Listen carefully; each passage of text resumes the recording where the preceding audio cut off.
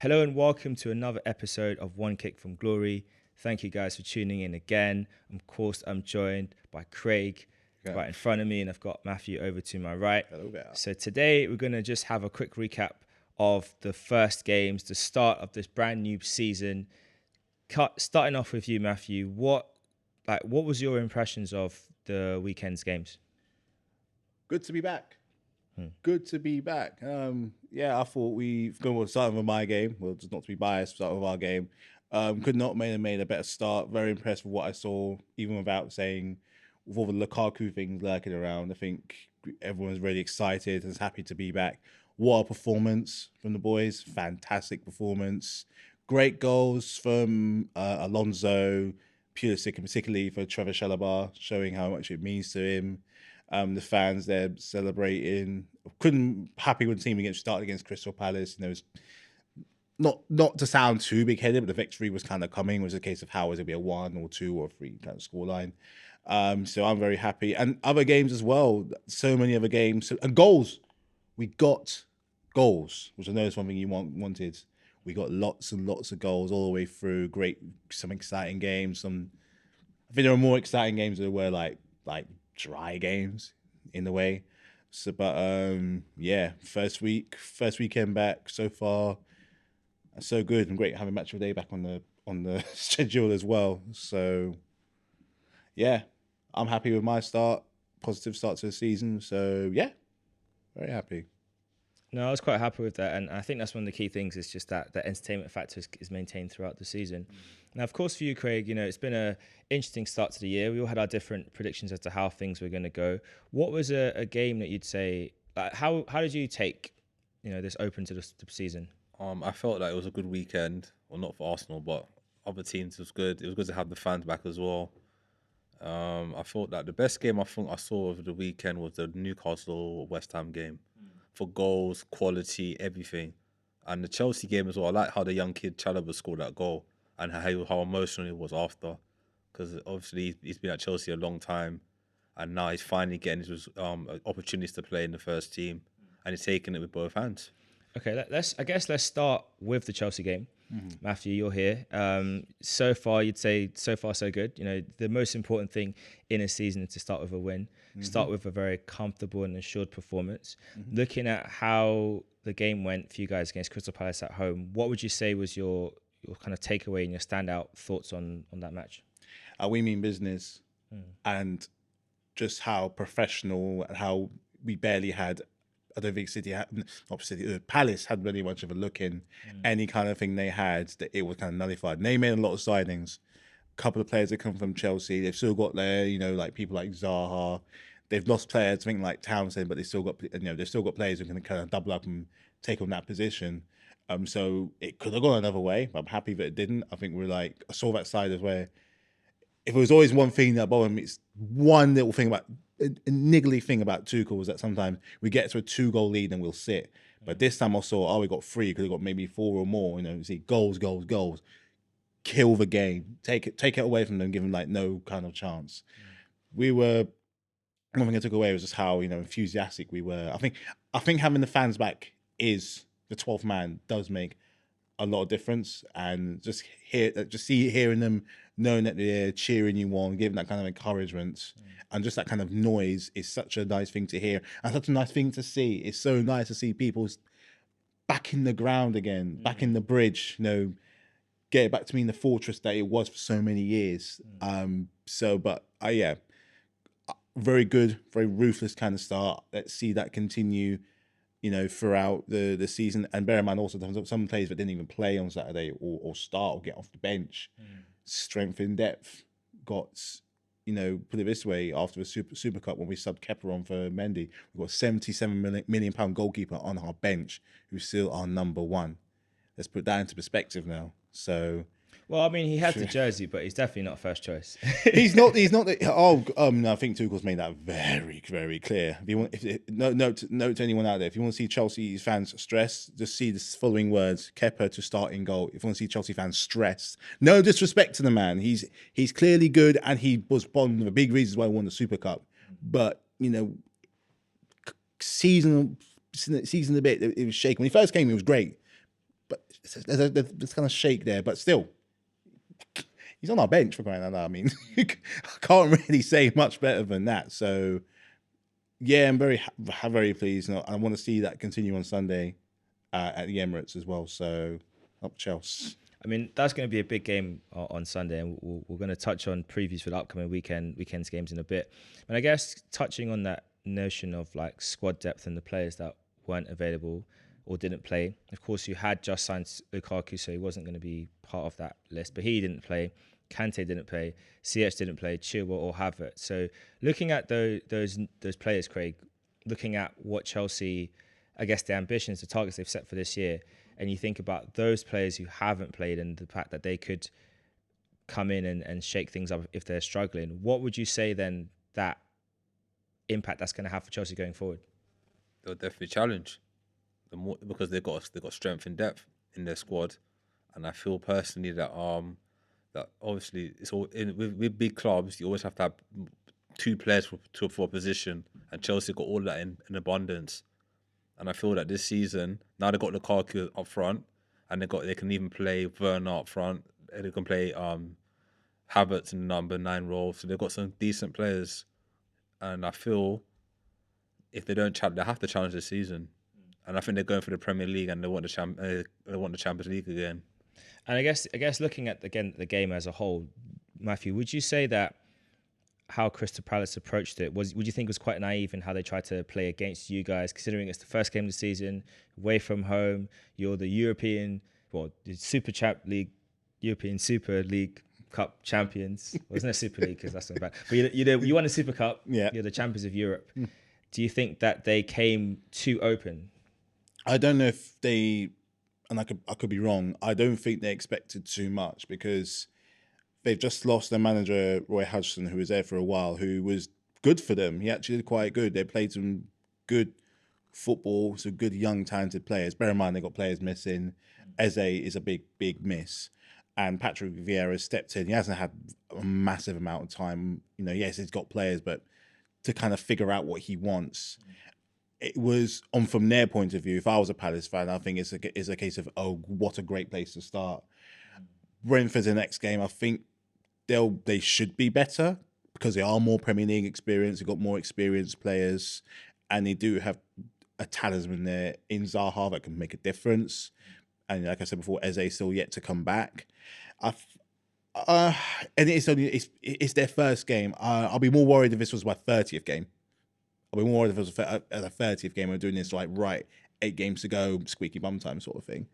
I would be like, well, not to say we don't go in and try and win, but the likelihood is less. So I'll probably be, for Palace, I think it was an approach of let's just see what we're kind of working with, really. I think I watched one of the interviews with Patrick Vieira, and that's exactly what he said, and I agree with that, where he goes, we'll see what we've got. We've got good players. First game in, we're playing the European, Super Cup champions. It was always going to be a mountain to climb if we were going to get anything from the game. So give it, seeing as he's such a new manager in the Premier League, I'll give it 3 or 4 games. 5th game, if they still are where they are, I'd be worried then. But give it time. It'll be okay. No, I think that's a fair point. I think that's the best way to look at it, because it is going to be a long season, and it's all about the patterns you have as you go over time. So let's switch over to the next game. Craig said it was quite interesting for him and exciting. Was, of course, West Ham, Newcastle. Newcastle unveiled Joe Willock as the newest signing. We were debating about this afterwards, that it was a good or a bad thing for Arsenal to let him go. So I'll start there. What do you think about that transfer? To be honest with you, he's a goal scorer midfielder. We don't have that in our team at the moment. Currently, we don't have that in our team, and I feel that if Arsenal don't buy a replacement to replace him, then we're going to struggle. It's been shown before when you don't, when we lost Ramsey, we lost Wilshere, we never replaced them properly, and because of that, and Ozil as well, for example, we struggled to score goals last season, and this season the same thing again. So I feel like if we had kept Willock and if we didn't buy anybody else, then he's got good potential to become an even better player. So I would love to see them given a chance.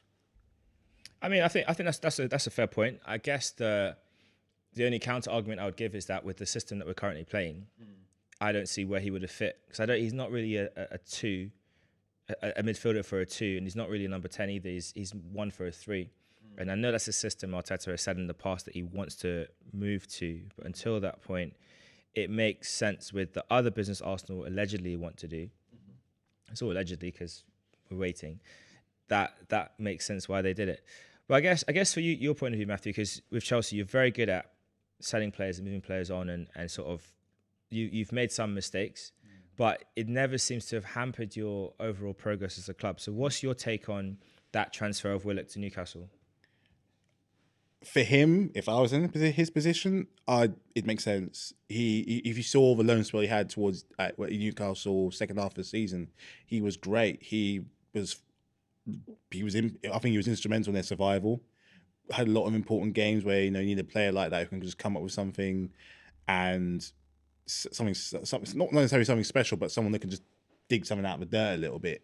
I think he was one of the principal reasons of them staying up. And as much as I don't rate the guy too much, Steve Bruce is an experienced manager who's been around at that kind of level of club for a very, very long time. So he's someone who's been around enough to be like, let's nurture this young. Because he's 21, Joe Willock, 21, 22. He's young. He's got years ahead of him. And an experienced coach, even if it is, not to be disrespectful to the man, but even if it is someone like Steve Bruce, cannot be a bad thing. And and the thing is with Newcastle, they actually have some good players around them. He's got Sam Maximan, and he's got Callum Wilson behind him. They still have Ryan Fraser. I think they still have Ryan Fraser, who used to be at Bournemouth. And then again, another decent player. They've got good players, Newcastle. It's just again getting them to kind of play together and just play some kind of exciting football. I think that's not a big ask to have. He's at and what once a sleeping giant in Newcastle. And he could be. I'm not saying to be solely him to be the driving force to bring the club back up to where they kind of want to be, but they could finish higher with him because they finished. Was it 15th last year? Or they finished somewhere where they don't need to finish. I think 10th is a good kind of start, or 10th or 11th or something. I don't know. I think for me, if I was him, I'll be more than happy with what I've done, because a guaranteed starter. I just think for Arsenal, as good as player he can be, he's not what you need. I think you need someone who's gonna be have a bit more. Not a better player, but a more rounded player in that kind of. I just think at Arsenal, there's too much pressure for a young lad like him. So if he's made the right choice, I think that's a good point. And I guess looking at that match as a whole, between the two teams, these are two teams that would want to do a lot better than last season. West Ham have invested they've kept the core of the players they'd brought into last season. They've gotten a lot of players back fit again. Lanzini, I know, played a game on Monday, like a behind closed doors game, and played really well. No, actually played against Arsenal on the 23s and they battered us, but he played really well. So that match in particular, West Ham Newcastle, you see West Ham ended up winning 4-2 away from home. Open day of the season, they would be looking now to push on and look at Europe as a potential target for the season. What would you say, looking at what they did at the back end of last season and also looking at how this game played out? Because you said it was a good game for you, Craig. Mm-hmm. What would you say was your kind of thoughts on West Ham United as a whole? I'll say the way how they came back from, I think they were 2-1 down, or was it?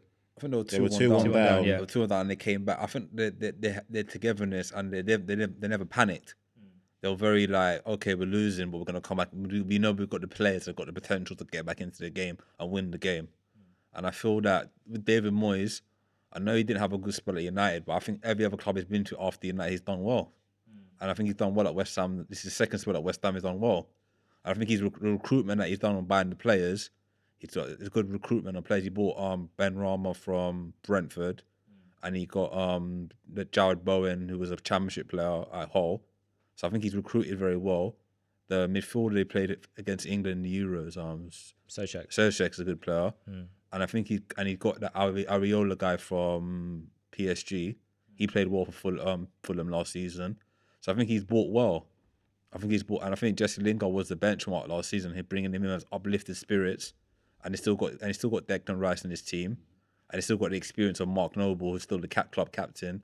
So his experience in the team is helping the players with the experience of being at West Ham, know how the West Ham way, and how to play, and just to get the best out of the players, the team. Yeah.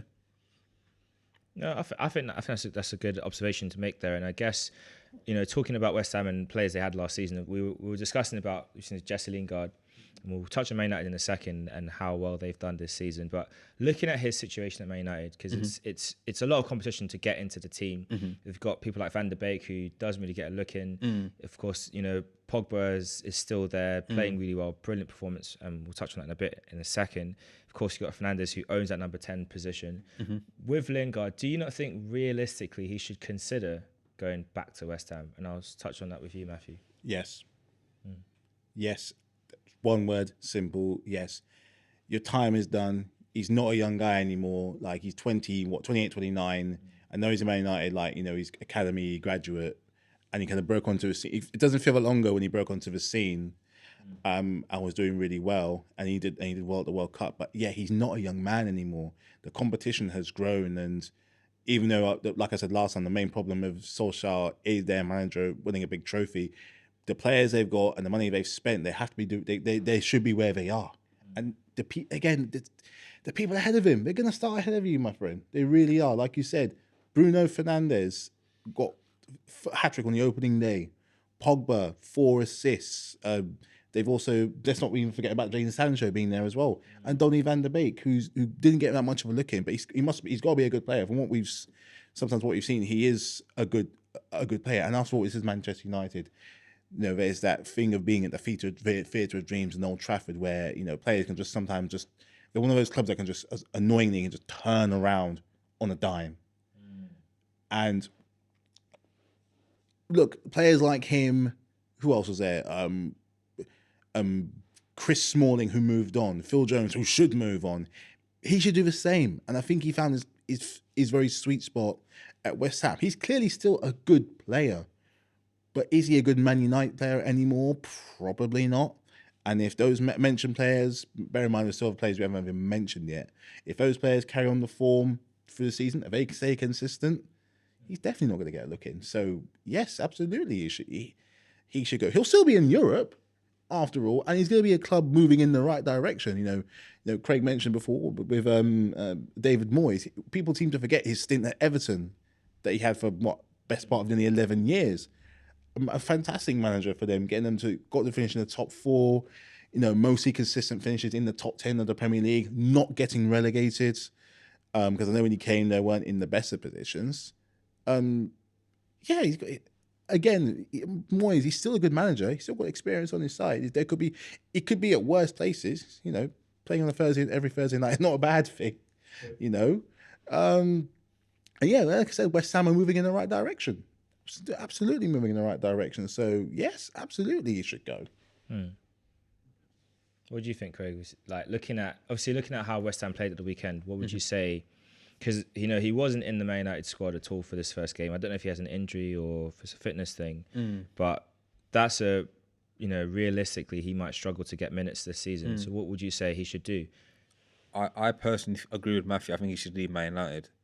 I know he's a Man United boy through and through, and he wants to stay there. But I feel he played well at West Ham last year. The fans love him at West Ham, and I think if he came back to West Ham, the fans will give him that a push. I know they'll adore him there because he did well. He scored how many goals? I think he scored 8 goals. He scored 8 goals. 8 goals, and I don't know how many games, but he scored 8 goals, and he was scoring every week, and the team were doing well. And I feel that if West Ham want to go their next level, if they qualify for Europa League, if they want to go Champions League, they will need someone like Jesse Lingard in their squad, and they need to be consistent. And I feel he will bring the best out of that team. He did it last season consistently, so I feel that if I was him in his shoes, I would leave. I know he's a Man United boy through and through, and he want to stay because of but I feel, my honest opinion, I think he should leave Man United. And I guess shifting the focus from Champions League to Europa League to Champions League, and of course talking about that Man United game, 5-1, Pogba gets 4 assists. It's not been done for a while in the Premier League. Fernandes gets a hat-trick, None of them are penalties. That's a miracle. They look very, very tasty.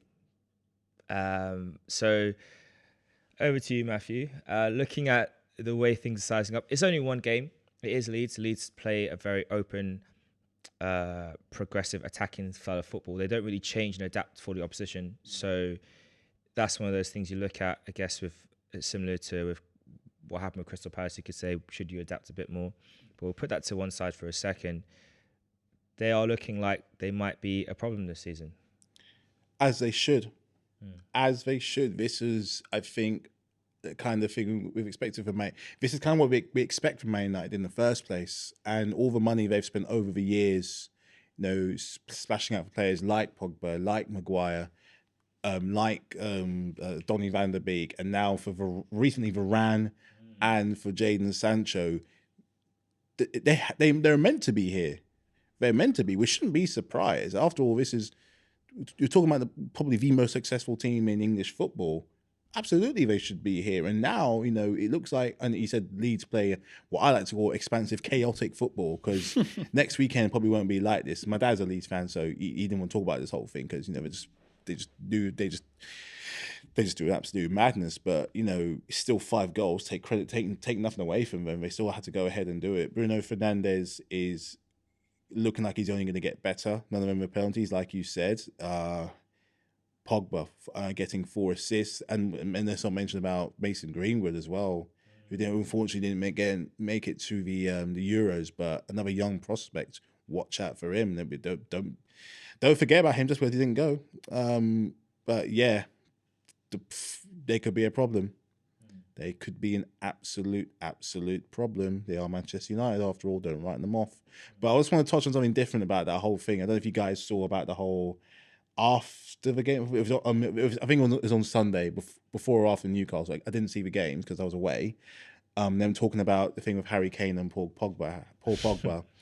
Yeah. And this is something that I'm not going to go too in depth from it, but it's just been something that's been bothering me for a very, very, very long time. And that's this thing against Pogba. I just think he could blame bad weather or a bad train or a bad steak on Pogba. It just seems to be he has it in for him. I'm just like, what? And I was talking about this yesterday with some friends. It's like, is it the culture of football that you just don't like about him? Is it the culture? Because the ones that are mentioning about him are the ones that come from that old-fashioned kind of way of football that was fun to talk about, but I think we're trying to leave because I think it represents a lot of problems in the future. Pogba, he's different. He always has his hair looking good, his clothes looking good. He's into his fashion, he's into his music, but he can still throw down on the pitch. And, he's not one of them ones who's going to try and square up and start a thing like them players were. He's much more, he's calmer. He's calmer than that. He's got a thing. He's like a brand almost. He's a brand. I just think, is it the culture that you just don't like? Because you pick on him for anything and everything. But Kane's all right. Yeah, I think the with the Pogba, just the press against him, which I personally don't like, and I think it's unfair, it's biased, and you could. I think there are elements of it where I think these broadcasters need to, the likes of Neville, the likes of Souness, I think they need to take a long, hard look and really evaluate the narrative they're pushing onto a player, because it's these kind of things that feel. These are the kind of things that are a factor in fueling people sending racial hate to players. Now, I'm not saying that what they're doing is racially motivated. I'm not accusing them of that. What I am saying is that it is you're playing off biases, because they clearly have a preconceived notion of what Pogba is as a player, which is not accurate to any club or any manager or even any teammate that's worked with him. Even the whole Mourinho bust-up thing. Mourinho is known to be a difficult character and is known to want to push and prod players, and that's his way of getting the best out of them. You got players like Ibrahimovic who loved it, Eto'o who loved it because it makes you go to another level, and you got other players who can't handle it. Sure didn't. Shy away. Sure didn't. Shy away. So, there's just been this, and let's be honest, Harry Kane's on strike. He is on strike. I mean, you could argue that, okay, it was a confusion of the holiday thing because he was in the Caribbean and you have to quarantine. But why would your club not know your plans?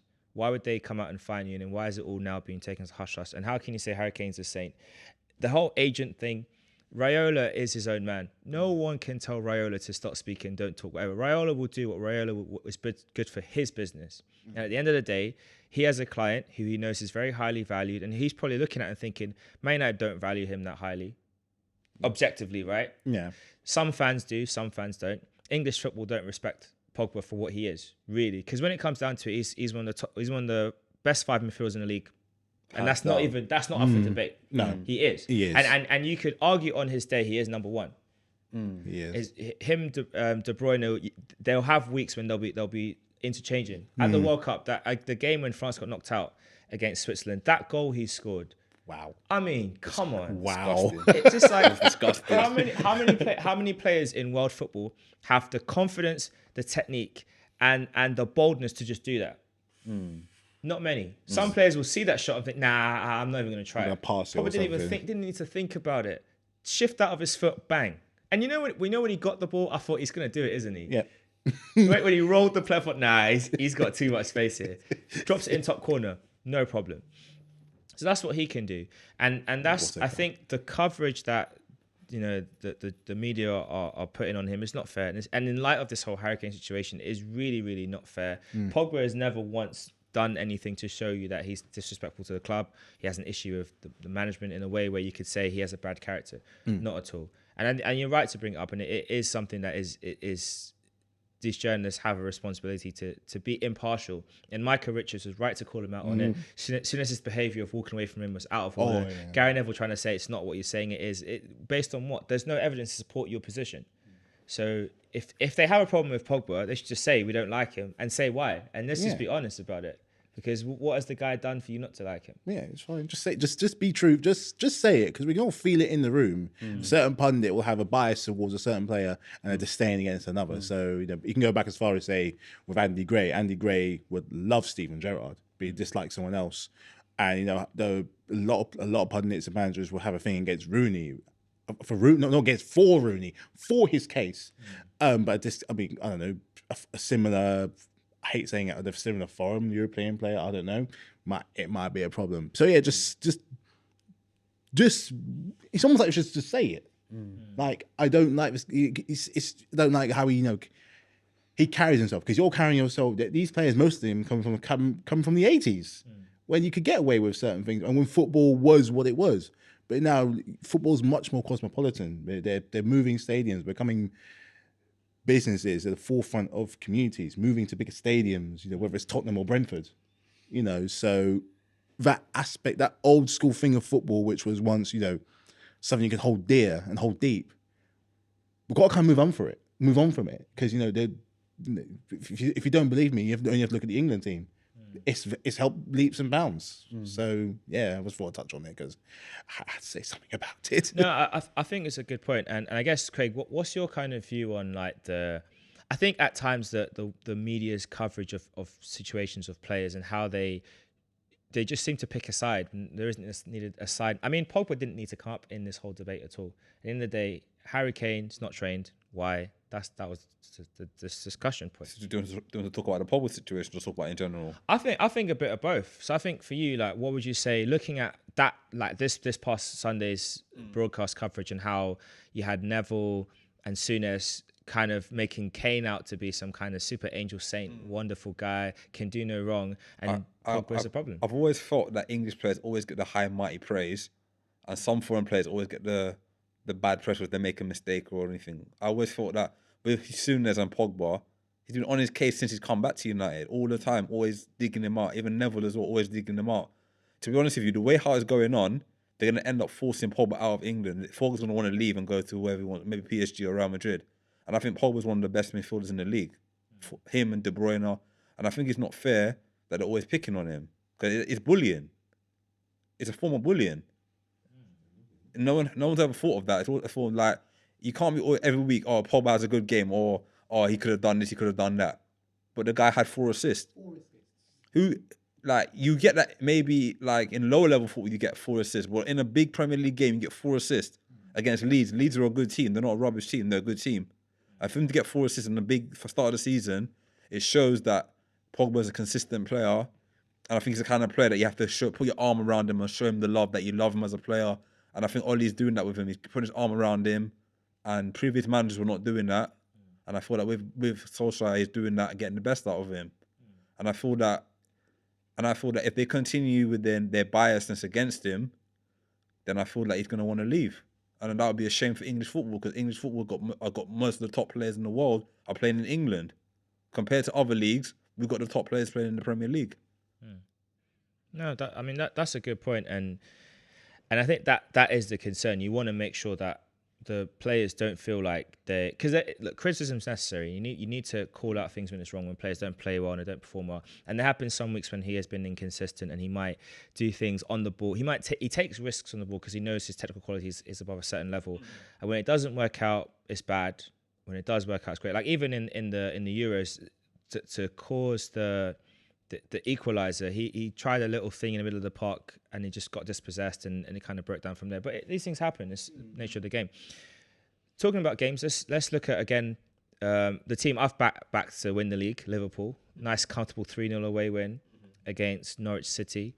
Very strong performance from Salah. Jota showing that my little prediction of his style of play was accurate, and I'm very happy about that. And in fact, if you look at the top of the table right now, you could argue that 3 of the top 4 will stay there.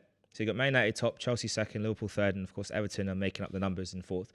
You could argue that 3 of those 4 will stay there for the duration of the season, and they'll be part of the final rankings, with the ordering changing depending on who you really love and how consistent they stay. So Liverpool, 3 points. They've got their centre-backs back. They didn't even need to start Konate. What are your views, Matthew, on that, really? Well, I thought they would beat Norwich anyway. I just think Norwich are that kind of club where it's going to be a yo-yo, where up, down, up, down, up, down. But yeah, again, take nothing away from Liverpool. They've still got those very effective players. You know, I know he didn't score. They still got Mane. Salah scored. Firmino scored. Yeah. And yeah, again, Jota is. I don't think it's talked about enough how he was an integral signing. Even last year, he was coming up with important goals.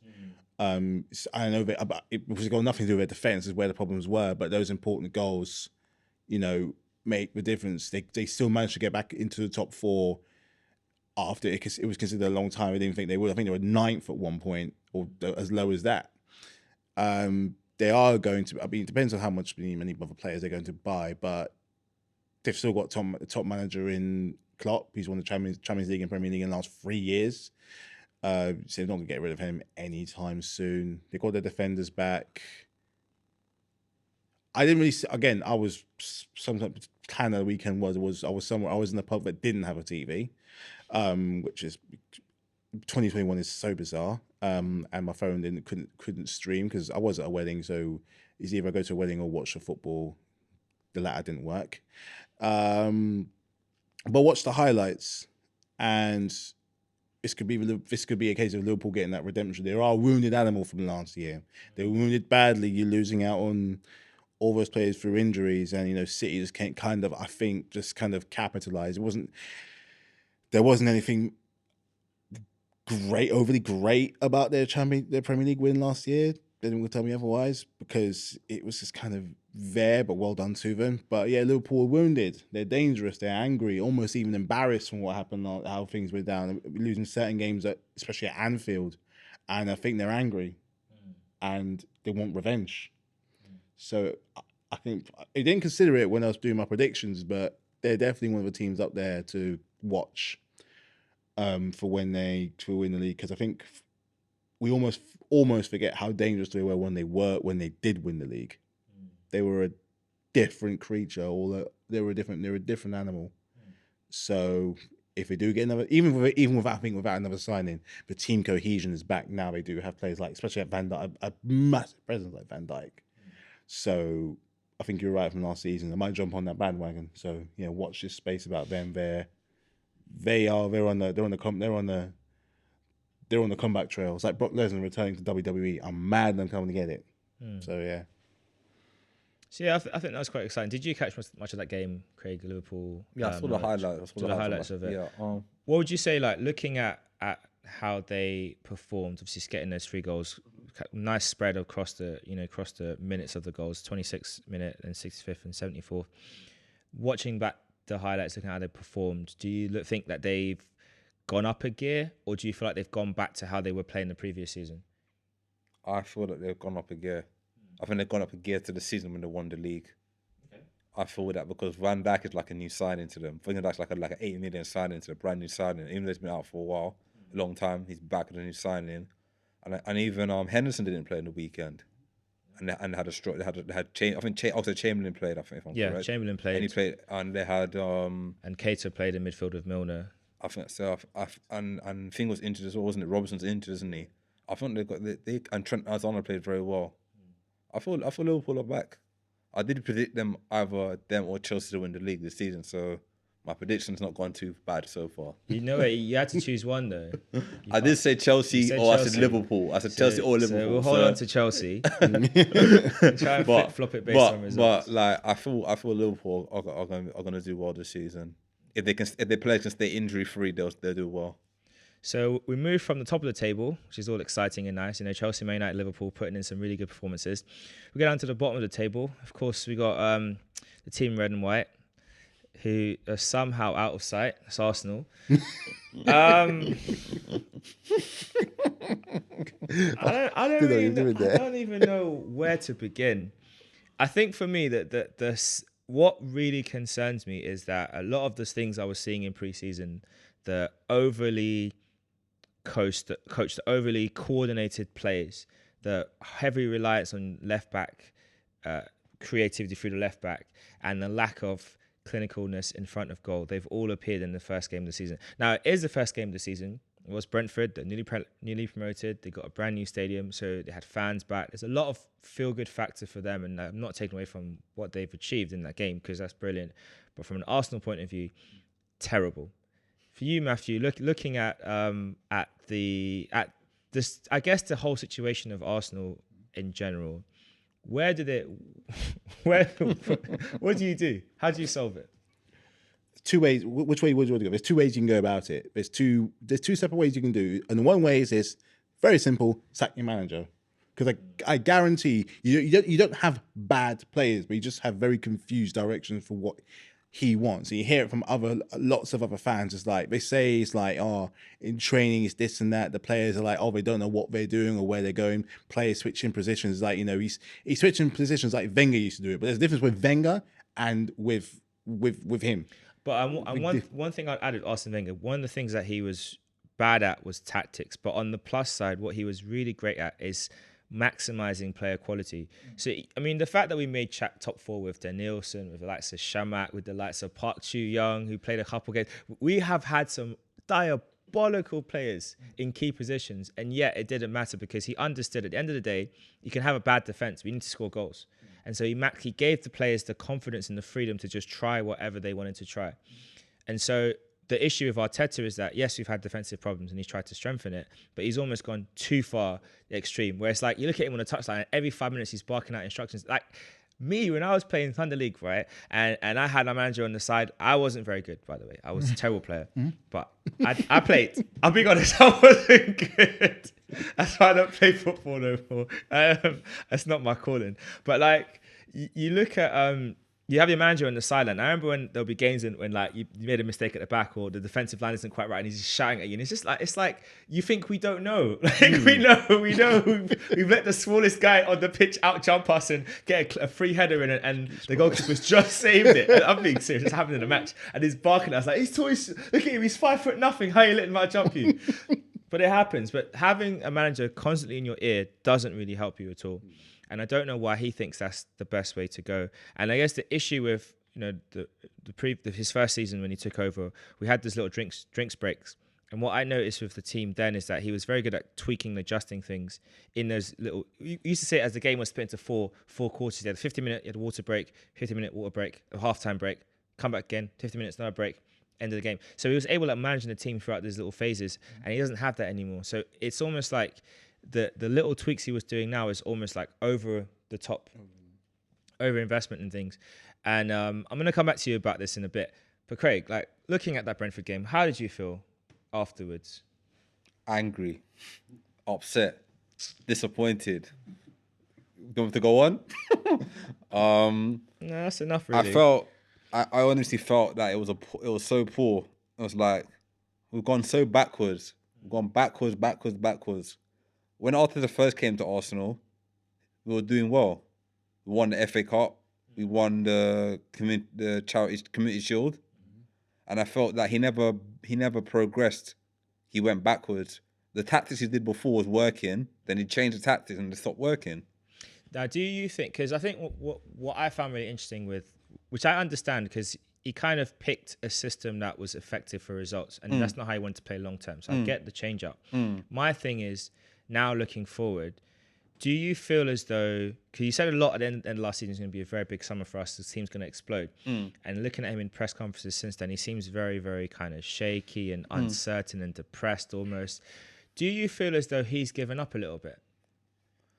I honestly feel maybe deep down, I think he feels maybe so far I can take the team. As Matthew said, maybe it might be a time for a change. But I thought even if we do change manager, it's still going to be the same more problems because the owners are not back in. But would it be though? But would it be? Because I feel like my biggest issue with Arsenal right now is that we're not creating enough chances to score. The fact that Kieran Tierney had the highest number of chances created in the Premier League this weekend. And when you look at what he did, it was just literally run down the wing and whip it in. It was cross and inshallah. That's what it was. But then we don't have a player that can head the ball in. We don't have like Balogun. There's a lot about the performance that's problematic because it's all dependent on everything going perfectly. It's perfectly rehearsed football, and you need certain players with a certain level of technical skill to do that. And we don't have that in the right areas, in the right abundance, or the confidence to try the things he wants. Yeah. So maybe it's either he needs to revert back to a simplified way of playing football, or just tell the attacking players, look, we'll build it up from the back up until the middle of the park, and then you guys just figure out what you want to do, just free form, like Pepe, run where you want to run, do whatever, and see what happens. I honestly feel that I hate when we play at the back. I don't like it at all. I get so nervous. I'm like, if we do this, they're gonna press us, they're gonna score. And every time we did it on Friday, they almost scored. I think Leno's not good at playing the ball out the back.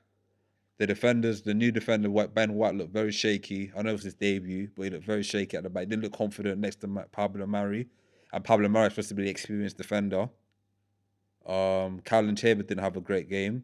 The goal that they scored was his fault because he tried to clear it, and the guy got it and he scored. Well, I mean, the clearance isn't too big a problem. My issue is just not closing down. He never closed the player down, and the guy scored. But I've noticed that's endemic across the whole back line. There seems to be a thing where it's like they want to maintain distances from players, but they just back off. I feel like they back off too soon. And for me, it's like, we're playing football. This is not a twerk off, right? There's no need for you to be backing up all the time.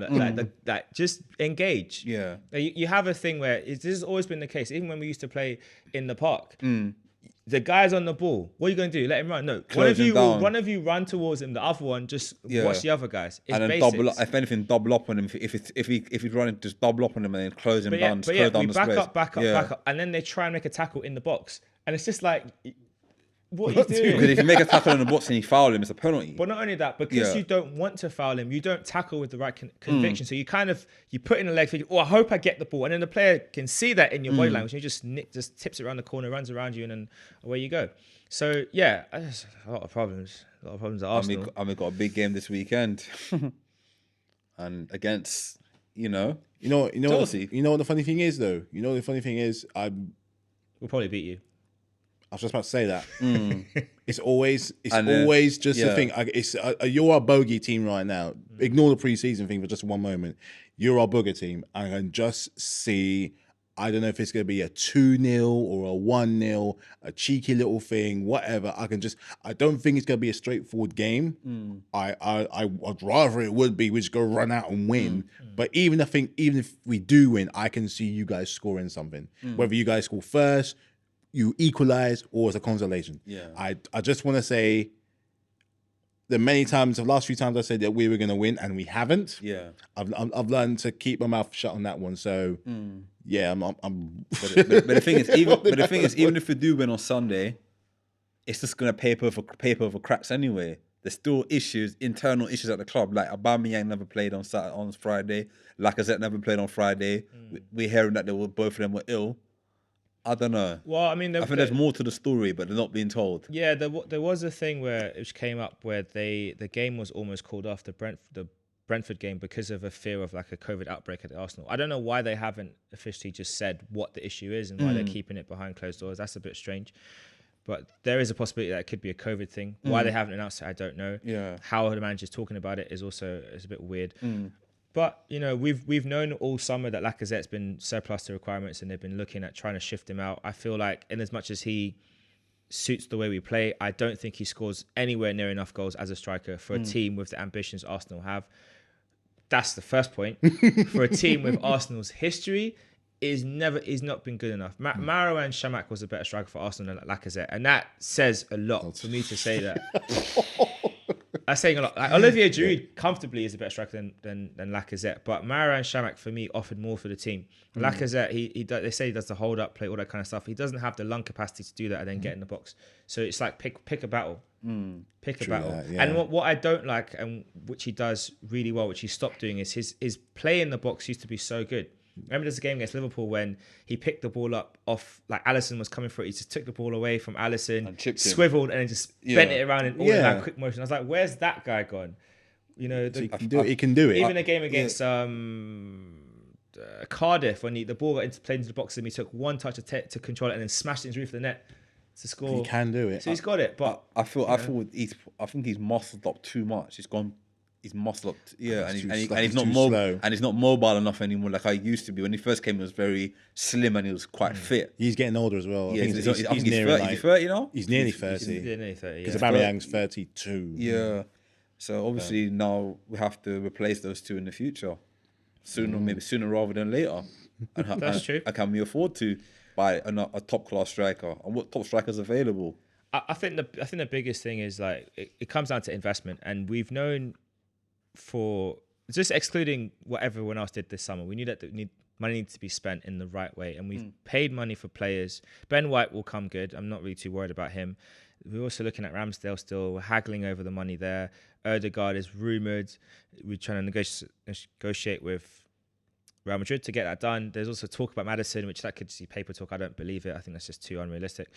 We could do it, but will the owners pay that amount? I don't know. My big thing is they need to get a lot of these deals done before the season started, not now. When the minute Partey went down injured, they should have just gotten these deals done. Just pay the money, get them done, because nothing like that. We've not really improved the squad. Like I like Lokonga, I like Tavares, I like what they represent longer term, but in the here and now, we haven't really strengthened our first 11. We haven't. No. So yeah, it's a big concern. But I'm going to talk about something more positive. And it's not about Chelsea, Liverpool, or Manchester City. Man City lost, but we're not going to cover them. We just don't really care. You know, they'll go out and they'll pay the money for Kane, and they'll be fine. Paris Saint-Germain, my second club, team that the team I've been following. I really enjoyed their game this weekend. I watched the whole thing. They only won 3-2. They went 3-0 up, and then they got very complacent. And there was a lot of talk about who would, you know, because Ramos didn't play and other players didn't play, so who was going to get back into the starting 11 and whatever. I think it's going to be a very fun season for them. I'm hoping Mbappe decides to stay and doesn't decide to move. But, you know, watching them and how they unveiled all their 5 new signings was really nice. There's a very good feel-good atmosphere there in Paris. I think Messi is going to be very, very happy, because I was watching him in the stands. He was sat with Pastore at one point, then he was sat with Neymar, and they both looked. You know when you're like, it's like Freshers Week, and it's exciting, and you're just like, I've arrived. This is my place. This is where I'm living. This is my people. This is the shops. I'm ready. That student loan drops in your account. Hey, I'm gonna, you know that feeling. That's what it looked like. So I guess looking over to what they've done, and I guess in terms of like wider transfers and stuff for you, Matthew, looking at what Paris Saint-Germain have done, that kind of feel-good feeling. And of course, you guys have now officially confirmed Lukaku, and he's ready to go for the derby at the weekend. What's your kind of take on just that going forward, Paris Saint-Germain and where it all fits? Go give them credit. You've got to give this team credit, or this culture credit, because they're effectively backed by a nation, and they know exactly what they want. They don't have the Jordan symbol on their shirt for nothing. You see people wearing that shirt, they probably couldn't even name any player on the team. They probably probably didn't even know that Ronaldinho played for them once, or Arteta played for them once, or anything like that. But that's what I'm saying about before the whole Pogba thing.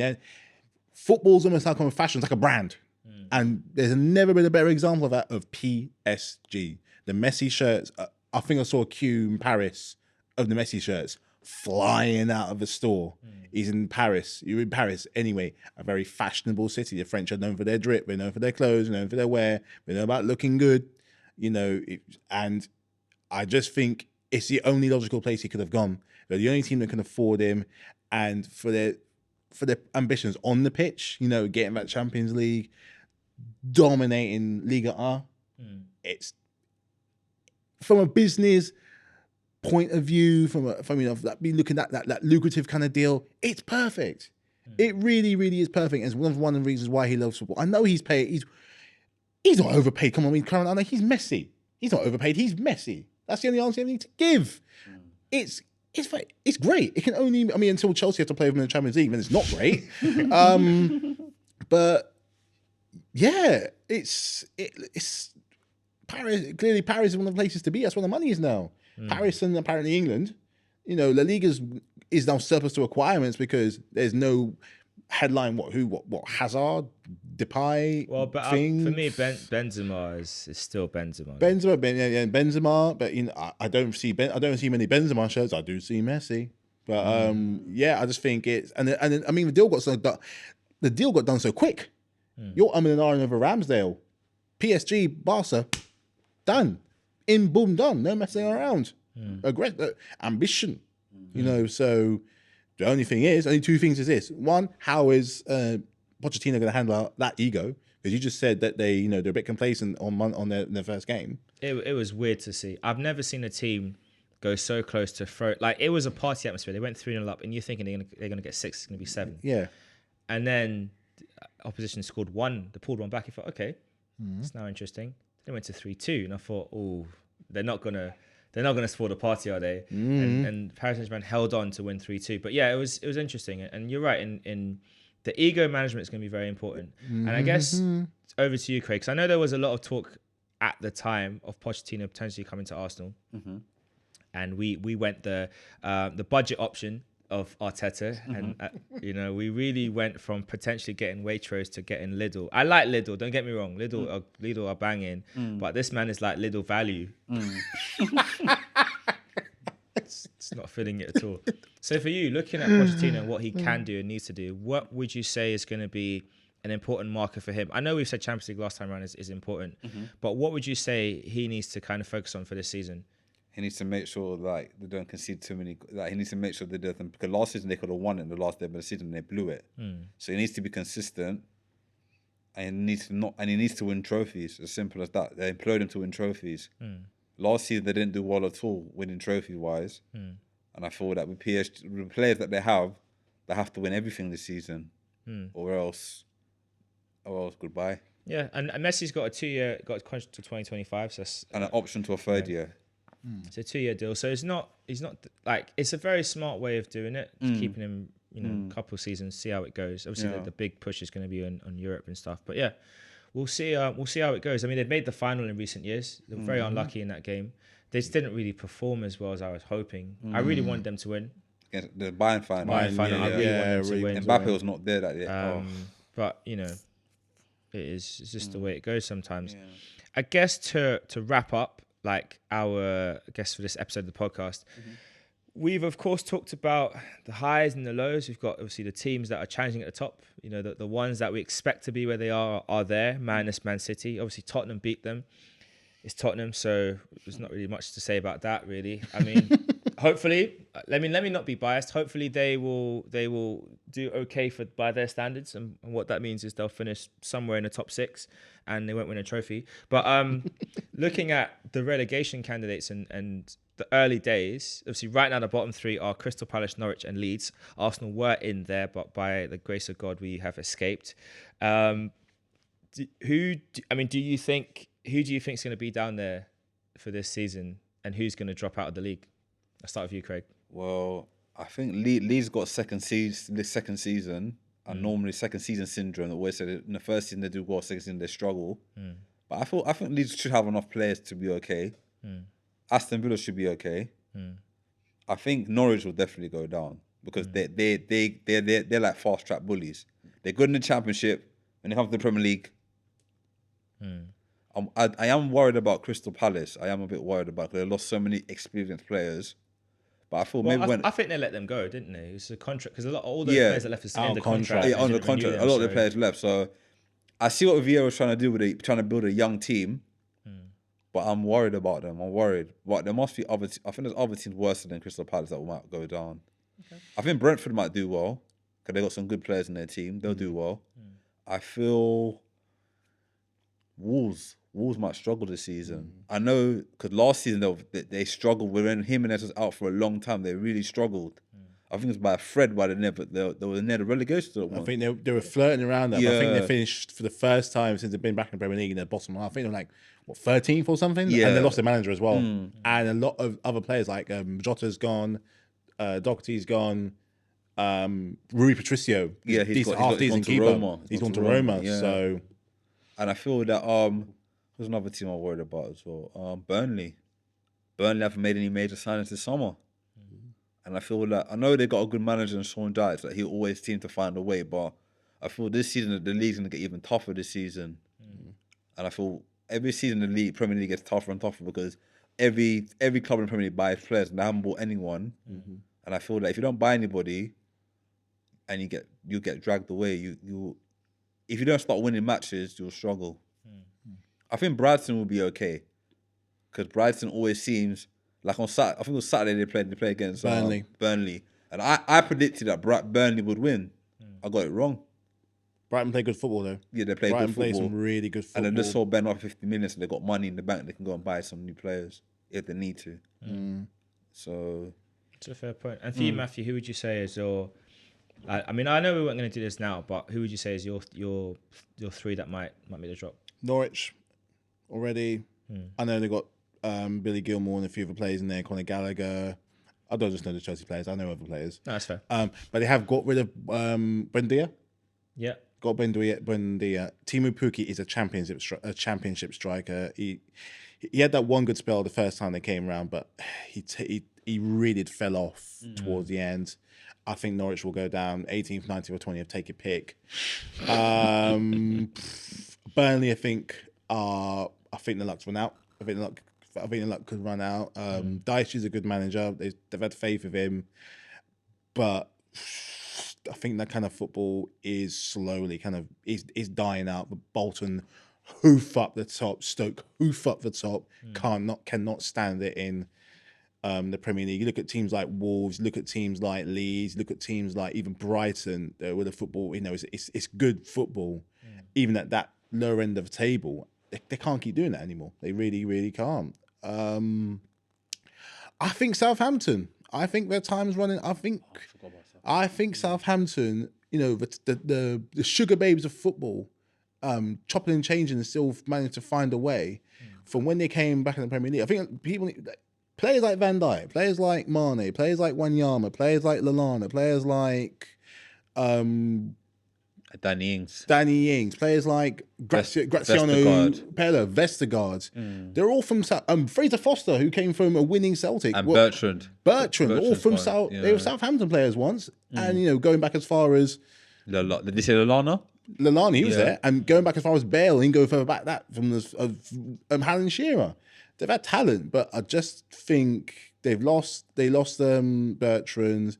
They lost Vestergaard. Ings has gone, which is a big. I think it's a big loss. I can see them.